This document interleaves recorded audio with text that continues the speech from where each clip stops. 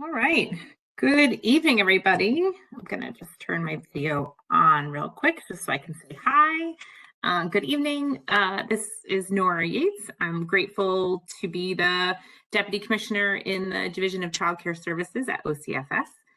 You are joining us for Community Conversations, our kind of every other month check-in on some important topics for child care providers and our child care stakeholders.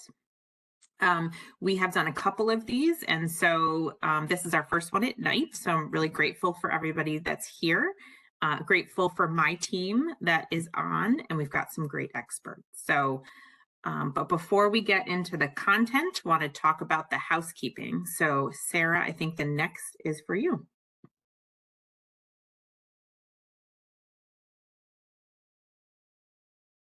So this is for those who would like to listen to the presentation in Spanish. If you go to the lower left of your WebEx, you'll see a little globe for interpretation, and you can switch your audio between the English and the Spanish room. And then if you do join the Spanish room, you'll see a toggle and you can balance between the interpreter, Andreas, who's providing interpretation tonight in Spanish, or for the folks at OCFS.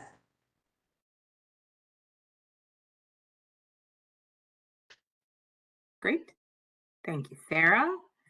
All right. And then just to go over our housekeeping tonight.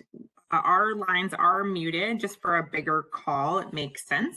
So if you have questions, feel free to put them in the Q&A box. That will go to presenters, and we'll respond back either if we can, or we will be able to do it in the next session. So this presentation is recorded, and we will be put it online, and it will be available in English, Spanish online as well. All right. So our agenda, just to check in on these community conversations overview, we'll follow up on a couple questions we received. We have a great presentation by the HERES line, which is a tremendous resource that we want childcare providers to make sure that you know about and can use. And so thank you to the HERES line, Jerry, for being here and talking about what it is. And then a lot of our questions on the last conversations session were about the Child Care Assistance Program, which has seen a lot of changes, or the subsidy program, which it was formerly known as. So we have a lot of answers on the Child Care Assistance Program and the market rates and the absences and all of those updates. So we had a lot of questions, and Meredith Infantino, the director of the Child Care Assistance Program and Enrollment Services, is here and we'll be able to talk through that. And then we have other updates for you. So with that, we're just going to jump right in. First, we want to see who is here. And if you want to play along, we are doing a little Slido, and if you haven't done Slido, you can point your phone at the screen, and you can join. What will come up on your screen is, look at me, I'm like doing it at the same time. Will come up the website and you can join in. I'm going to leave it on the screen while you open it. It should be blank, so don't worry if it's blank. You'll type in your name. That's not my name. And then if everybody is in, we'll go to the next slide. And just to see who's here. So if you are a center director, family child care provider, group family, legally exempt provider, after school provider, or the catch-all other category, because we know we have a lot of stakeholders on as well. So if you feel comfortable sharing, be great to hear from you. If you are a group family provider, or a center director, or assistant director, or teacher, other category, family child care, legally exempt, or after school. Would love to see who's here. We've got great representation of our group family providers. Thank you so much for being here.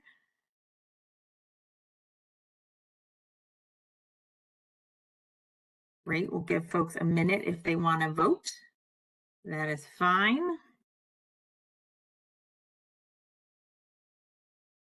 Looks like our group and our family childcare providers are well represented here tonight. Thank you so much for being here.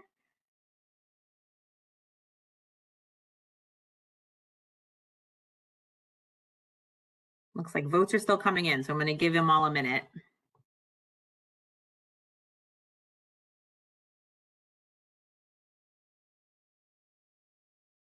Great. Great. Thank you so much, everybody, for voting. And so the next slide, we just have one other quick question for you. Where are you? So what OCFS region are you located in? And then we list the regions. Would love to see who's here, what region is the represented region. And it's not a competition, so don't feel like you have to, see who has the most folks on the line. So what region are you located in? And then we can, New York City, obviously, almost half, which is New York, that's what New York City does. Excellent.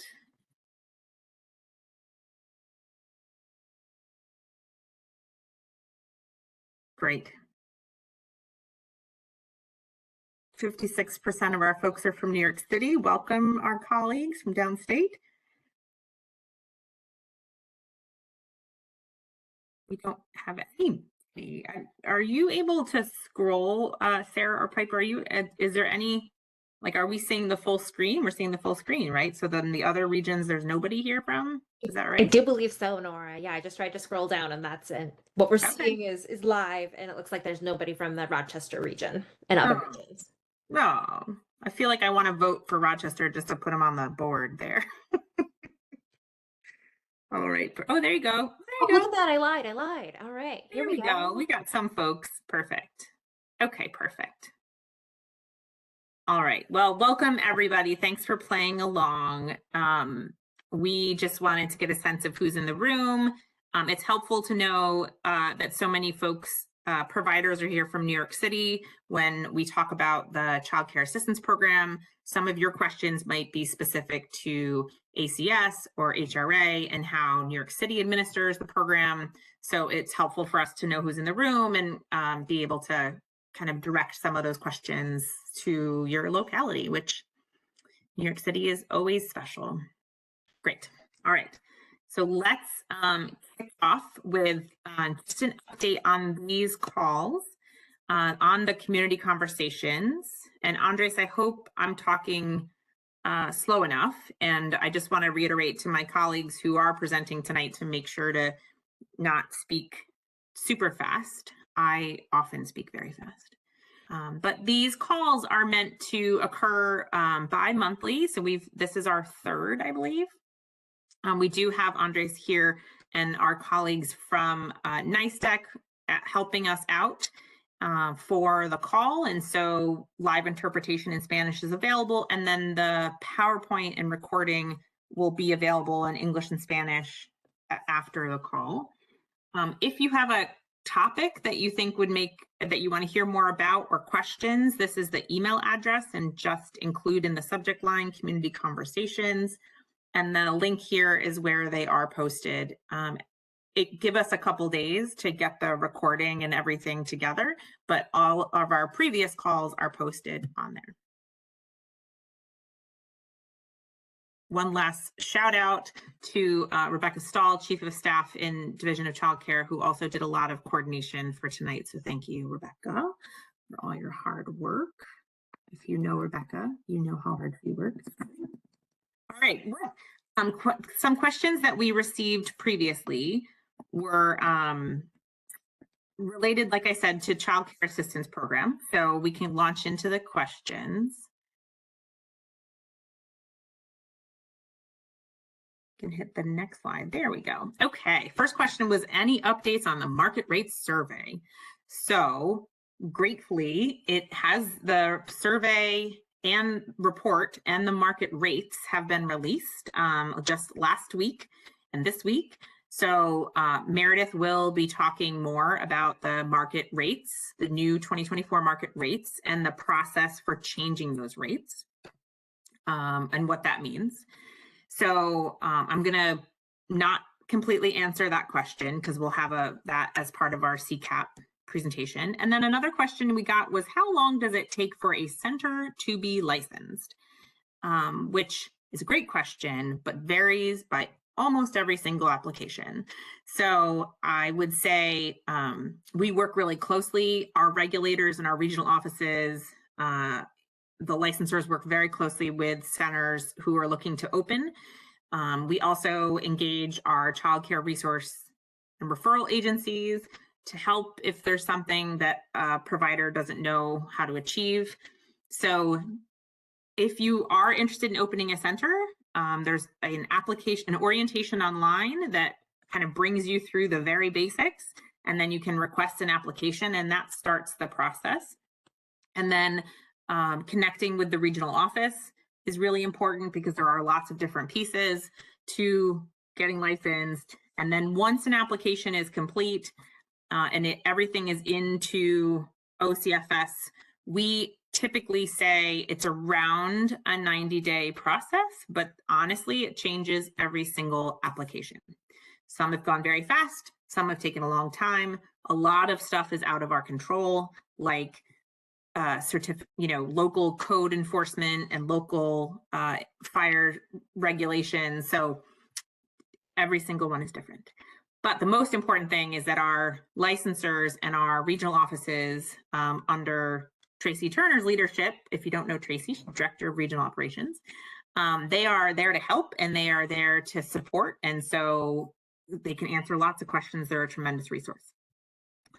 All right.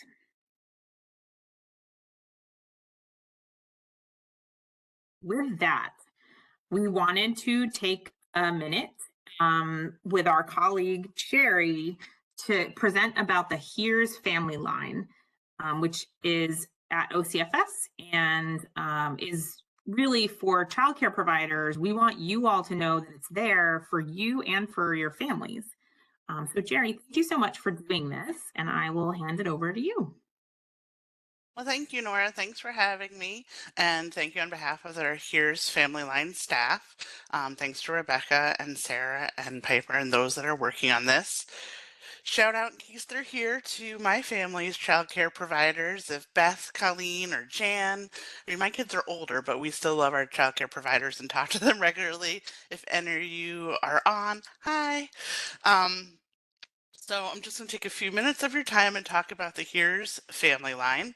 The name is for Help, Empower, Advocate, Reassure, and Support.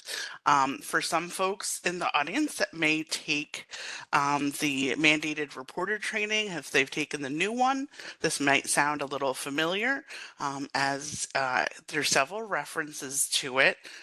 As a resource to help families that just might need connection to something to help solve a problem or address what's going on for them. This was born out of an idea actually during the pandemic and really grew into something that's a part of changing child welfare. I'll steal from the mandated reporter training, the new one, where it talks about that you can help support a family and sometimes not report them. It's more about supporting them. So Here's aims to do just that. So I'll give you a little history and some information, and welcome to any questions. Piper, would you go to the next slide, please? All right. The Here's Family Line assists families and individuals by providing resources and referrals to a variety of services. Our very nice, caring representatives guide callers to services such to get them in contact with food resources, clothing, housing, medical and behavioral care, parenting, and childcare. It began in April 2022, and since then, well, this says over 4,000 calls, but I think we've hit beyond that number since I last updated this. So one of the goals of HERES is to provide that support to a family to perhaps mitigate the need or a cause for child welfare intervention. So to reference that mandated reporter again, there's a handy decision tree that can help folks, and that mentions HERES as well as a way to maybe support family, get them in contact with some resources in their area that they might need. May I have the next slide, please? So we help find resources for a lot of things. We do not provide resources. We're really that connection, but we will look to see what is available in the caller's area. So we don't necessarily get their full address, but even by zip code, we'll search, or we have some resources that we keep on deck to share with people. And certainly the Child Care Assistance Program is one of them. But we find resources for housing. It's one of our most popular ones. Folks looking for help regarding parenting, pregnancy, early childhood, financial assistance, mental health care. As you can see, the list goes on. Next slide, please. So some of the agencies, this is by no means an exhaustive list of the kinds of resources that we provide to our callers. They are just some of our common ones that we refer to a lot. A lot of new families, when they have new little ones in the home, we often refer to their local Healthy Families program, or if they have a perinatal and infant health collaborative in their area, we may refer there. Sometimes it's as simple as referring folks to their local departments of social services. Specifically, BronxWorks is a great organization that some folks in the city may be familiar with. Catholic Charities, Early Intervention, Public Health Solutions is another great provider in the Queens area, largely. We've referred callers that are in need of immediate support to 988. Office for the Prevention of Domestic Violence, Safe Horizon, Regional Diaper Banks, Office of the Aging, OPWDD, immigration advocacy groups, family enrichment centers, and our family opportunity and family resource centers. And next slide, please. So to do this work, we certainly can't do it alone, and we have regular meetings with lots of different organizations, other state agencies, and so forth. So for, again, not an exhaustive list, but an example of some of the folks that we have met with or continue to meet with, we have the Office of the Prevention of Domestic Violence. We've presented with the Westchester Medical Center Child Abuse Prevention Committee, Children and Youth with special health care needs, like, early intervention and those folks, with the Federal Administration for Children and Families, Children's Bureau, Families Together, their family policy advisors. Family policy advisors are folks with lived experience in different systems like mental health and child welfare that help inform the work at OCFS, including us. Keeping Families Together, we've presented to the Citizens Review Panel, and we meet regularly with the OCFS Child Welfare Regional Directors. And again, not an exhaustive list, and as we grow, we are reaching out to others too. Next slide, please. Okay, so how does it work? So we're open Monday through Friday, 8:30 a.m. to 4:30 p.m. We have a small but mighty staff of specialists who listen to our HERES callers' concerns to determine what the needs are and who the callers might be already working with or connected to. Sometimes the specialist may be able to connect the caller directly with a resource through what we call a warm transfer. So just to give it an example, we have had some folks who were more looking for services that are provided by Office for the Aging in their area. We might call Office for the Aging and actually get someone on the phone and then give our caller directly there. So that's an example of when we might do a warm transfer. And it helps kind of cut through some of the difficulty of making calls and finding resources, especially if you're stressed out. As often a lot of our callers are going through something difficult. So often our calls, there's multiple and varied needs expressed in the call. So our specialists let the callers know that they'll research some options, confirm the availability of those options, and compile a list of resources in the caller's area. The specialist will call back and or email, typically in a day or two, the list of resources that the caller can then choose to utilize. This is something that's totally up to our callers, and our callers include the public, teachers, social workers, all over the place. So both those in professional helping roles and the general public call. And we'll do this same service for no matter where the person's calling from. As you can imagine, occasionally we get some emergency calls and someone's in a crisis. Often when that happens, we'll work with the child welfare regional offices or other parts of OCFS to link callers to assistance in a more immediate way. Because we're more of an information warm line situation, thankfully we have our partners to help out in those kind of more emergency situations.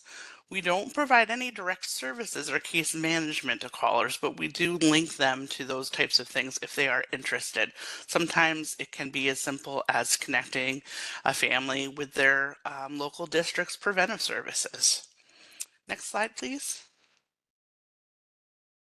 So this is just for the folks that like numbers, and I know there's always some in the group. I'm not one of them. But here is our call volume trend from June 2023 to July 2024 when we have the most available data. As you can see, we keep growing. The trend is always going upwards. Even when we dip, it's still 2024 has been busy every month more than it ever was in 2023. And so we anticipate that to be growing. One of the other things that we do is we help with OCFS has a safe sleep program, which probably a lot of folks here are familiar with. And we can help facilitate if someone is, let's say they just gave birth and they do not have a safe place for their infant to sleep upon discharge, they can call the HERES family line and our specialists will do a few questions with them to determine that they're eligible and connect them with a pack and play, depending where you are in the state. So it can be delivered or folks have to arrange for pickup. That's just one of the things that we do.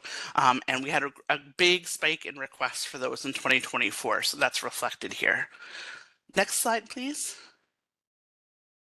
So for those that might be interested in talking about, like we mentioned, the mandated reporter training, some of the aim is to really be collaborative with the statewide central register, which folks are probably familiar with. So when they get a call that it's not a report, but their specialists are hearing that this may be a family that just needs a connection to a service, they will warm transfer those calls to us to help the person out. And if any of you have called the SCR, hopefully you haven't had to, but if you have, you'll hear, I believe in the process of getting through to a specialist, there's mention of the HERES line, because sometimes that's what folks are really just looking for is, oh, this is just a family that really just needs to get some clothes for the kids that they've grown out of. This is maybe something that I don't need to report. Wouldn't it be easier if I could just get a clothing closet? Just to give an example.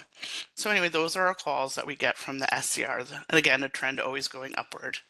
And next slide, please. So this is our latest, this is just a snapshot of July 2024. And in July 2024, we had a huge uptick in folks asking for pack and plays more in the lower part of the state. Typically what you'll see as our topics are really housing. And that is for, I'm sure everybody, since we have folks here from all over the state, everybody knows that there's a housing crunch. Rural, urban, suburban, what have you. Any county, there's a need for affordable housing. So we'll connect people with it depends on the county, what's available to them. Sometimes it's about financial counseling. Sometimes it's about simply going to the Department of Social Services. Sometimes it is looking to see what other programs are available in the county. And typically there are some that can, different times, either have help financially or help with the search for affordable, safe housing. So there's lots of agencies throughout the state doing that hard work. So housing is a big one. We get a lot of calls for folks. It's hard to make ends meet, and then when you have diapers, formula, and other baby items that you need to provide for your kids, sometimes that's just not in the budget. So we often get folks calling about that. But yeah, typically housing is our number one, followed up usually by financial assistance, diapers, then pack and plays, but a little uptick, as it were, for July. Our next slide, please. And as you can imagine, we get a lot of calls from obviously our more populated areas. So for July, Brooklyn was represented as our most popular county that we heard from. But we, again, this can vary month to month. You know, sometimes Westchester County is one of our top. Sometimes Albany County is one of our top. So, you know, as it would make sense, most of our more urban areas, more populated areas, we'll hear from a little bit more, but we hear from all over the state. Next slide, please. Well, that is the end of my presentation. Please, feel free to take down this information. You can always reach out to myself or my colleague Tina Calicone, who's not here tonight. You can shoot us an email. You can call us through the Here's Family line. If you just want to call and get some more information, feel free. We're happy to answer any questions folks might have.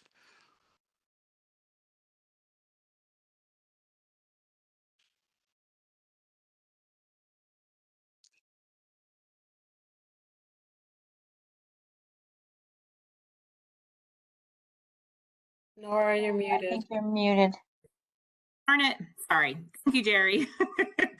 I just want to say thank you. And also, often childcare providers and all providers hear about issues families are going through first before those families feel like calling for help.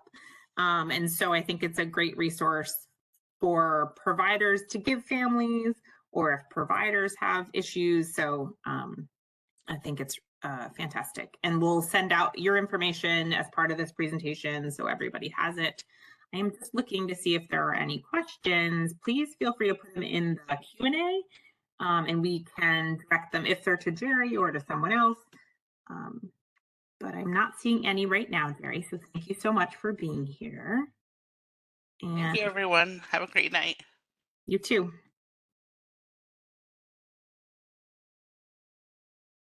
All right, great. So also lots of questions on before our child care assistance program. And this presentation covers many different pieces. So feel free to, we'll run through it probably relatively quickly, but we will send out this PowerPoint presentation.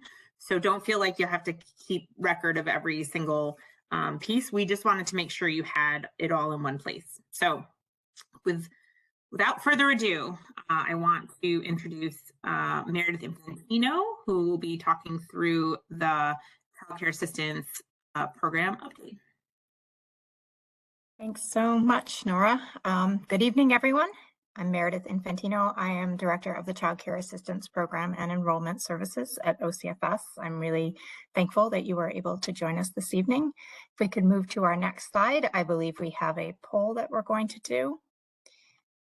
So our question this evening, do you or have you in the past accepted families with child care assistance?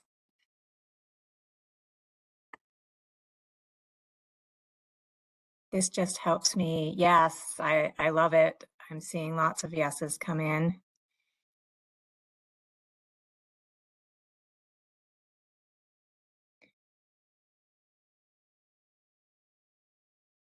And it's okay to be unsure. Okay, no, but I want to learn more. That's good. That helps me know where to focus some of the information today.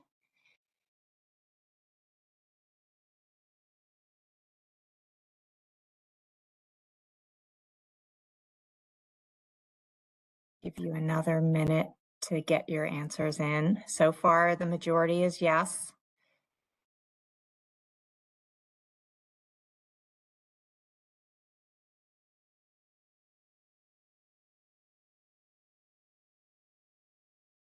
All right, I'm not seeing a big change in numbers. Oh, couple more coming in. We are still overwhelmingly, looks like our providers who are on today have either currently or have in the past accepted families with child care assistance. So I think we'll move to our next slide. And if you didn't get to vote or you're just getting there, I can always, I'll take a look later because I do want to get a sense of who's participating and who are the families that you care for. I am going to do a very brief overview of the Child Care Assistance Program. And the reason I do this is because I want to make sure that people are familiar with this program the way it is today, because it has changed quite a bit over the past few years. So the New York State Child Care Assistance Program, or CCAP, is designed in part to help eligible families cover some or all of the cost of child care. And each local Department of Social Services, I'm going to call them LDSS today, administers the child care assistance program with funding and support from the Office of Children and Family Services. Next slide, please.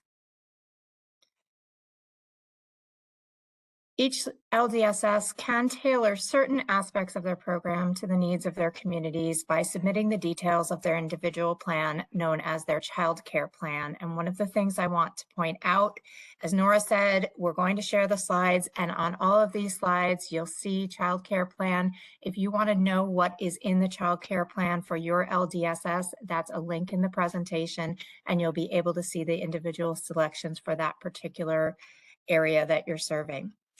Funding for this Child Care Assistance Program is provided by the New York State Child Care Block Grant, the New York State CCBG, which combines the Child Care Development Funds, CCDF, that's our federal funding, with other state and local funding, as well as Title 20 funding. And how New York State administers the New York State Child Care Block Grant is covered in the New York State Child Care and Development Fund Plan, which we have recently submitted and are in the process of doing our final updates to, and that will also be posted on our website. We can move to the next slide.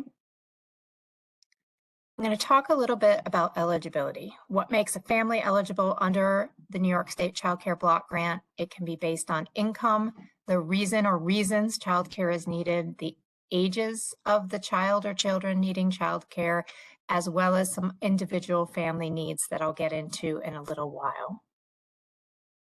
Next slide, please. Income eligibility levels have changed quite a bit over the past few years. We used to let our LDSSs select how they defined very low income and what amount of income they would serve families up to. 2 years ago, we standardized that at 200% of the federal poverty level. A year later, we went to 300%. We went to 300% of the state, it was 200% of the federal poverty level, which is the same as the state income standard. A year later, we went to 300% of the state income standard, and then we followed with an additional increase that now has us at 85% of the state median income, which is actually the maximum allowable by federal rule. Next slide, please. So what does that income actually look like? One of the things I want to point out is that we update our income standards every year on June 1st. So what I tell you today and what the income standard is now will change next year on June 1st. But as of June 1st of this year, a family of 4 can be making $108,631.70 and still qualify for the Child Care Assistance Program. That is a dramatic increase over where it was several years ago. And the reason that I keep coming back to these figures is I really want providers across the state to understand that families who probably didn't think they were eligible or maybe weren't eligible a few years ago are now very likely to be eligible for child care assistance. We'll move to the next slide, please. So child care assistance may be available for families meeting other eligibility requirements who need care. And examples of what those are, it's not just families who are working, it's also families who are looking for work, families who are attending employment training programs, families who are attending educational programs, families who may be attending or receiving domestic violence services, attending substance abuse treatment, families who are just experiencing homelessness and need the support to try and put pieces of their life together and get themselves into stable housing, and certain other circumstances as defined in regulation and policy. And the reason that I wanted to share these examples is that these used to be options for our counties or our local Department of Social Services, our LDSSs. They are now requirements that are the same across the state. So our LDSSs do not have the same degree of choice that they used to. All families are equally eligible across the state. So if you're eligible in New York City, you should be eligible in Erie County. And that is a big change that's happened over the past few years. If we could move to the next slide. Families who are applying do need to submit documentation. The requested documentation may vary depending on the family's circumstances, but some examples may include proof of the age of the child, such as a birth certificate, proof of address for the family. We need to know what county they live in. Examples are a utility bill or lease. The hours that a family works, that could be pay stubs or a letter from the employer. How much the family is making, so what is the income? That could be pay stubs, tax returns, sometimes bank statements. And we also need to know the citizenship or immigration status of the child. And I want to stress that for the Child Care Assistance Program, we only look at the citizenship or immigration status of the child. We do not look at the status of other individuals of the household. So just that information necessary to prove the status of the child, such as a birth certificate, social security card, or passport. Moving to the next slide. So how does the Child Care Assistance Program work? Families who are determined eligible for the program may be required to pay a portion of the cost of childcare. That's called the family share. The family share is the same across the state, and it is capped at 1% of the family's income over the federal poverty level.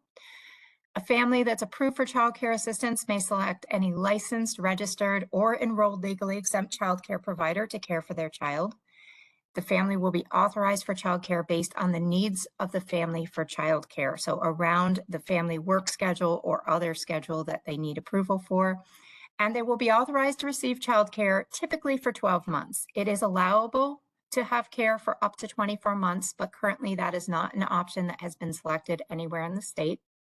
So unless family circumstances meet one of the limited reasons for case closure, once a family is authorized for child care assistance, they should keep their child care assistance for the full 12-month eligibility period. And this is a very significant change. Families don't lose child care assistance just because they have a change in circumstances such as loss of a job. Next slide. 12-month eligibility, as I said before, means that once a family is eligible, they're authorized for child care assistance for 12 months. And it can only be discontinued during the period if the family's income exceeds 85% of the state median income. So the example I used before was a family of 4 can make $108,000.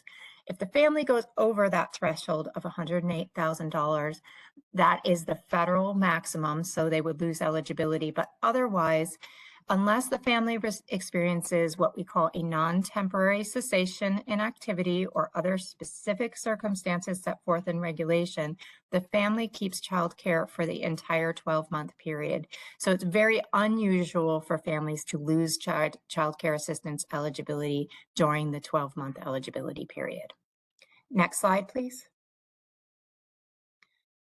How do families know if they're eligible? I want to point your attention to our eligibility screener on the OCFS website. We have a QR code. We also have flyers that will point families towards the screener and the application. So I'll encourage you, you can even just take this out of the presentation or go to our website and get the flyers. But if families go to the screener, it will answer them, ask them a simple series of questions to help them know whether or not they may be eligible for child care assistance. Moving to the next slide.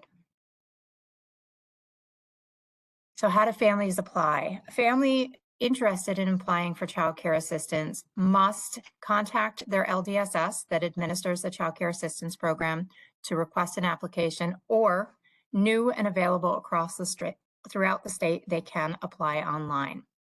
Once a family chooses to apply, whether they fill out a paper application or apply online, they do need to complete the entire application and submit all requested documentation to the district. One thing that's important to call out is that child care assistance does not require an in-person interview. So a family could apply entirely online for the child care assistance program. And there's links to find the local Department of Social Services on this slide, as well as more information on applying for child care assistance. Next slide. Last month, OCFS launched the child care assistance application, which applies to all counties outside of New York City and Schenectady County. So there is a single application that can be used to apply electronically outside of New York City or Schenectady County, where a family wants to apply only for child care assistance. This is not an application for other benefits such as food stamps or SNAP, the Supplemental Nutrition Assistance Program, or the home HEAP, which is the Heating Assistance Program.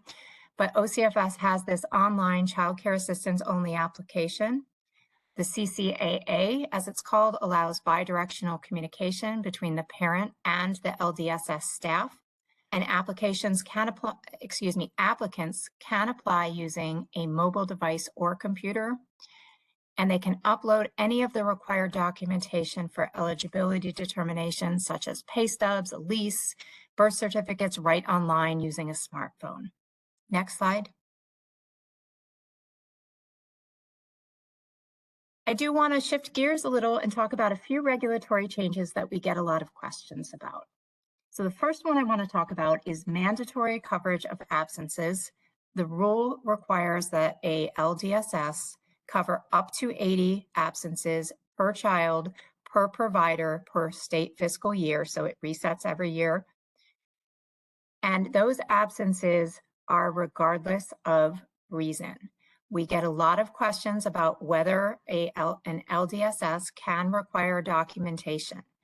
They have the discretion to require documentation for excessive absences. And certainly if a family is not bringing their child and you expect them to be there, we want you communicating with the family to make sure that everything is okay.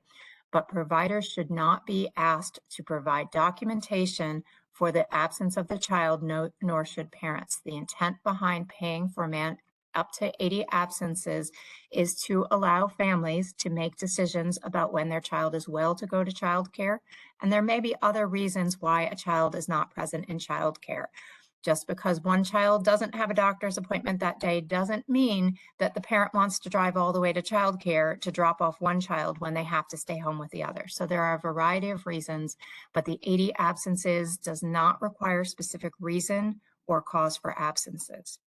We also changed our regulations to require mandatory coverage for program closures, and the cap for those is up to 20 per state fiscal year. The significant change with this is that when we first passed the regulation, we had not accounted for covering the required 15 hours per year for licensed and registered providers to complete their training. So we did make an amendment to that regulation to include closure days to cover professional development for our licensed and registered providers. One other regulatory change that I want to call to your attention is a change regarding payment practices. Prior to last year, districts were allowed 30 days to process payments once a claim was submitted. That time frame has been condensed, and districts now have 21 days to process payments once the claim is submitted. Information on these can be found in the ADM, and that's posted on the screen, and there's also a provider letter on this. Next slide. Going to do a quick talk about responsibilities, and I like this slide because it shows that this is a partnership between the family, the LDSS, and the provider. Next slide. The LDSS responsibilities. They have 30 days from receiving the application from the family to make a determination. They can choose to authorize childcare prior to determining if the family is eligible, but they can't use childcare block grant funds to pay for the care in most cases if the family is found ineligible. the time of application, the LDSS must inform the applicant of their rights, responsibilities, and available services, and the LDSS must send a notice of approval or denial to the family within 15 days of determination. Next slide.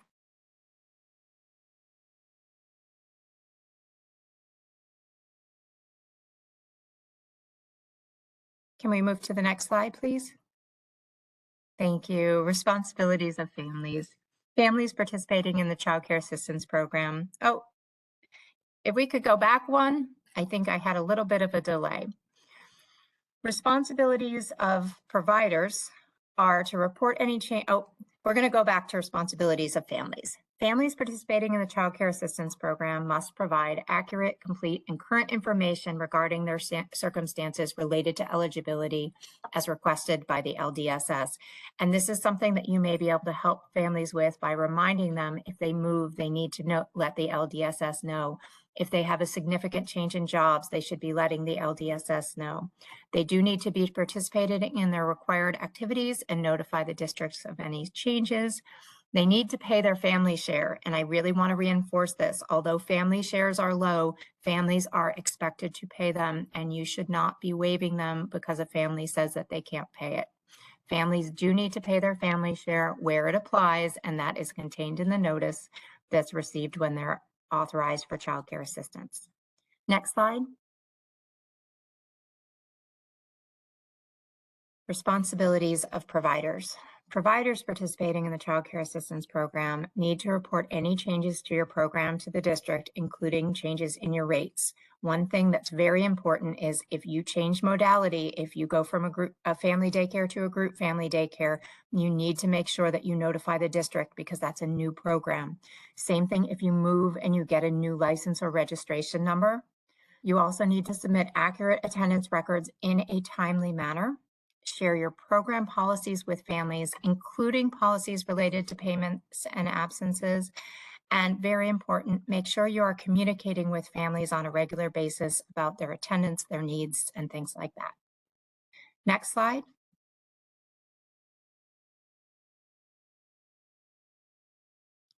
I want to talk a little bit about direct deposit. I know we have a lot of providers from New York City on this call. Direct deposit applies to counties outside of New York City. It was launched on July 11th. We started with one phase of counties, and those counties are shown on the screen. We anticipate to deploy phase 2 in October and phase 3 in December. So by the end of this year, we expect direct deposit for providers across the state. Next slide.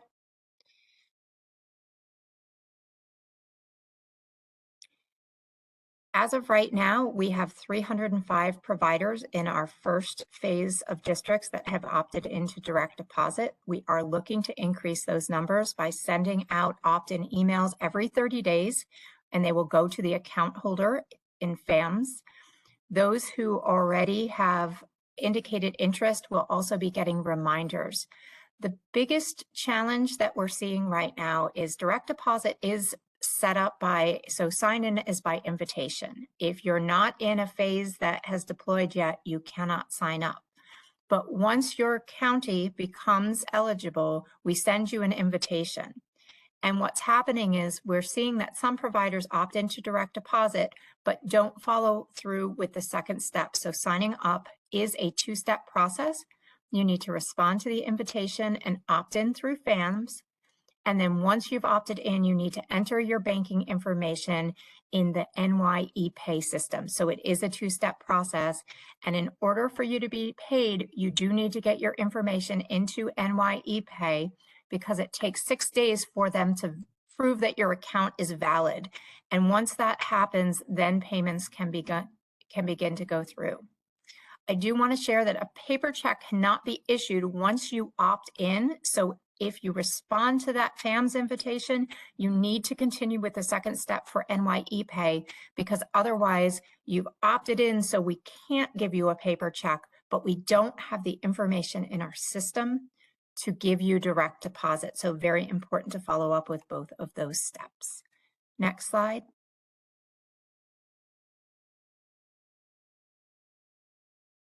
So here's the piece I think a lot of people have been waiting for. We did release 24 OCFS LCM 22 Child Care Assistance Market Rates last week. That is the LCM that tells the local departments of social services what the new market rates are. They do take effect October 1st. So I want to stress that you have some time to get the paperwork done in order to get the increased market rates. We also sent a Dear Provider letter that has links to all of the information you need. That's available on our website, and hopefully you've received that. Next slide, please.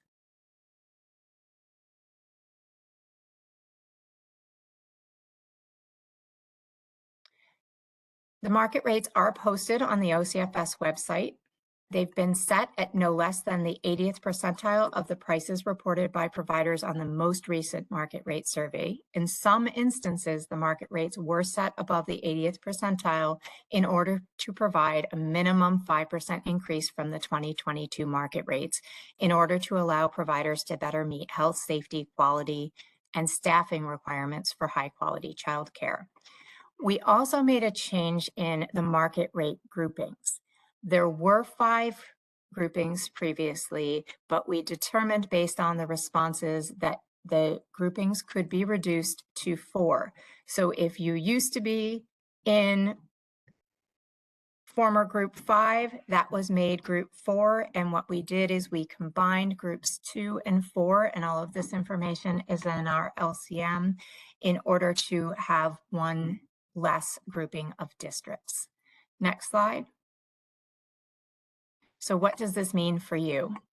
If you have increased your rate and only care for children receiving child care assistance and do not have a contract with the district, you may be able to demonstrate that the actual cost of providing care is higher than the amount you are currently being paid by the district. If you want to request a higher payment rate, you must submit the OCFS 6060, which is the Child Care Provider Attestation of Cost form, to your district. Please do not submit it to me or anyone at OCFS or any of the OCFS mailboxes. This does need to go to your LDSS. And if your rate is above the market rate in your area, the family receiving child care assistance would be responsible for the district. We don't prohibit you from charging a higher rate, but we are only able to pay up to the market rate or actual cost of care. I've seen a few questions that have come up about where you send that form to. It does go to your LDSS, and we can provide the links to the listing of LDSSs around the state, as well as ACS has their shared mailbox on their website, and we can provide that as well. Next slide. Where do you find more information? Please go to our website. We try and post everything we can there. We've really been very successful in getting additional Dear Provider letters out this year. My team is working very hard to try and get as much useful information out to you as possible. And I really appreciate all the feedback that we've received, because it does help us create better policies, create better forms, and hopefully help you serve the families that you are caring, whose children you are caring for. So thank you very much. We can move to the next slide.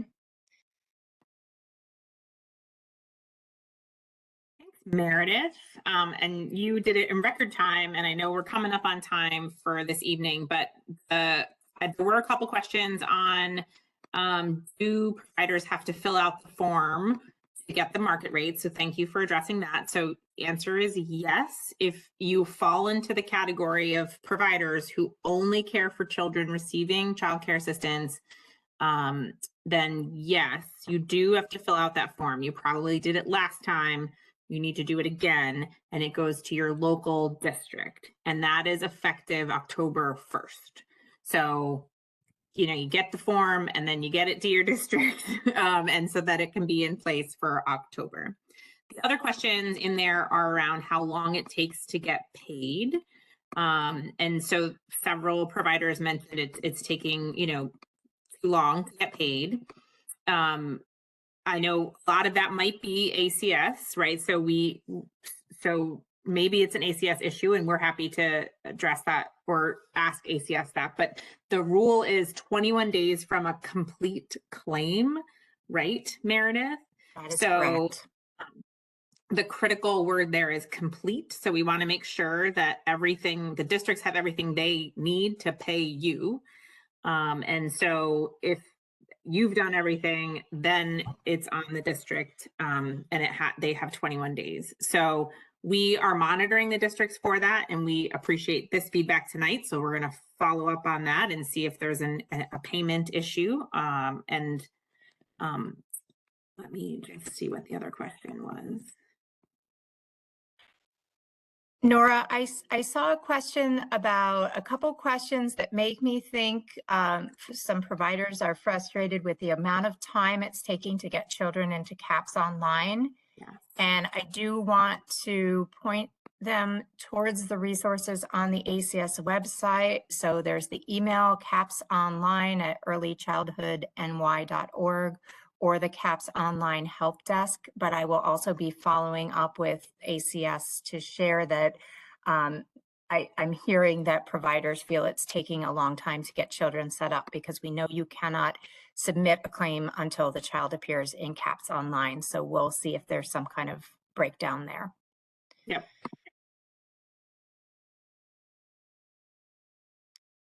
Great. Yep. Other questions that you saw that I didn't see? I think the other thing that I see is around trying to encourage faster determination of eligibility. And what I would say is application is a parent responsibility. Providers can't apply for a parent, but you can hopefully help a parent get together the information they need.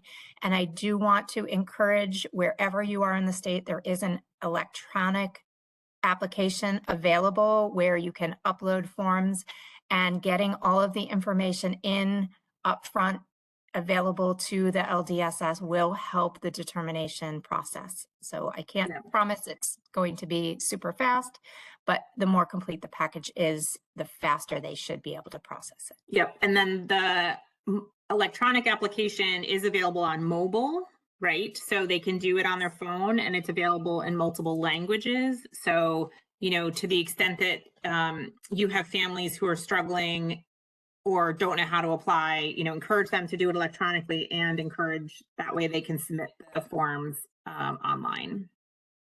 I know it is 8 o'clock, so I just have a couple things before we close. Just quick news you can use. We have a regular newsletter that is quarterly. So if you have not been getting it, we do send it directly to all providers, and that's kind of the most recent information. Our last newsletter featured our new commissioner, Dr. Damia Harris-Madden, and just a little bit of background on her. So she's the new commissioner of OCFS. And then obviously our Dear Provider letters, and making sure that those are available to you. We can go to the next slide. Again, sending your question. If you think of something after tonight's call, you can send it in, and then the presentations are posted online. I did see a question: if you care for private pay and subsidy children, it is not an attestation process. You have to work with your local district to adjust or provide your rate sheet for your district. So it is not an attestation process. There's a different process if you care for private pay families and children receiving child care assistance. All right, it is 8:01. If you know me at all, I don't like running late. So I just want to thank everyone for being here. We're going to take the questions that you put in the question and answer and follow up either on our next call, or we'll follow up with ACS. We know there was a lot of ACS questions.